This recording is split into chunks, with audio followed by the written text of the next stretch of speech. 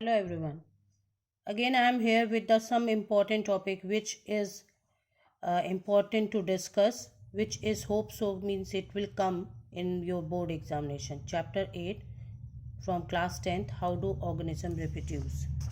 Here this paragraph is very important.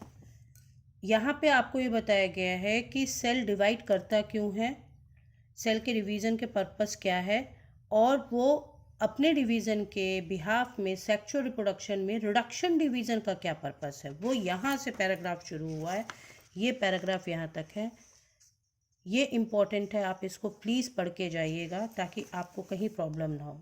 उसके बाद ये वाला जो इम्पॉर्टेंट है कि वेरिएशन की इम्पॉर्टेंस क्या है, क्यों वेरिएशन इंपॉर्टेंस रखता है। यहाँ पे बैक्टीरिया का एक एग्जाम्पल दिया है। 9th क्लास में आपने पढ़ा है बैक्टीरिया के एक इम्पॉर्टेंट कोटिंग होती है जिसकी वजह से वो एडवर्स कंडीशन में भी सर्वाइव करता है। हालांकि बैक्टीरिया एसेक्सुअली डिवाइड करता है, मगर वही स्मॉल स्मॉल जो वेरिएशंस उसमें होते हैं minute, which can not be notice at all, it is favourable for them to survive in adverse condition. इस पेज पे यहाँ पे आपके अमीबा का बाइनरी फिजन दिखाया है। इस फिगर्स को आप बहुत ध्यान से पढ़ के जाइएगा। Most probably it can come for 2 marks. यहाँ पे ये जो स्टेज है, ये स्टेज बहुत इंपॉर्टेंट रखती है कि न्यूक्लियस कैसे अपने आप को स्ट्रेस करता है। नंबर ये स्टेज अगर आप एक मिस भी कर देते हो, it will work, but not to miss this one. Next है on the basis of cellular apparatus how the Leishmania can be divide. It can be longitudinal, it can be other way on the basis of their cellular apparatus. यहाँ पे आपको एक cyst बनी हुई दिखाई दे रही है।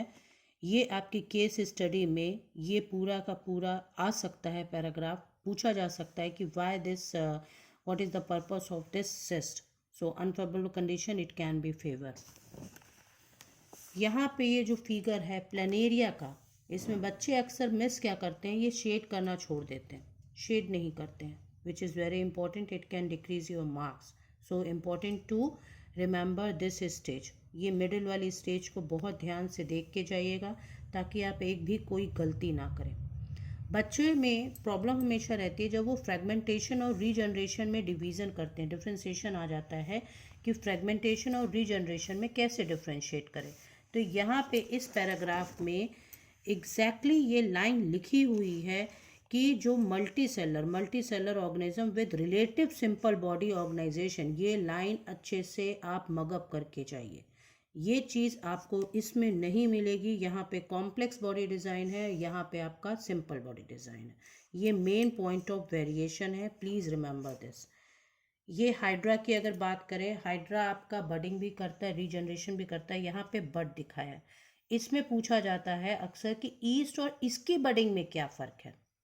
यहाँ पे आप देख रहे हो कि ये डिटैच तभी होगा जब ये फुली मैच्योर हो जाएगा। ये स्टेटमेंट क्लियरली इन्होंने लिखा है कि when it will be fully mature then only it will be detach. This last line it has mention this. So NCERT की एक एक लाइन आपको बहुत अच्छे से पढ़ के जानी है। ये लास्ट लाइन का एक इसमें की पॉइंट्स है कि आप कैसे डिफ्रेंशिएट करोगे। ईस्ट में ये चीज़ नहीं होगी, इसमें रिपीटेड सेल डिवीज़न ईस्ट में होता है, इसमें बर्ड की तरह निकलेगा। दोनों में ही साइटोप्लाज्मिक ग्रोथ है, बट इसका वे ऑफ डिवीज़न डिफरेंट है। नेक्स्ट है vegetative propagation. This I will discuss after this next video. Thank you.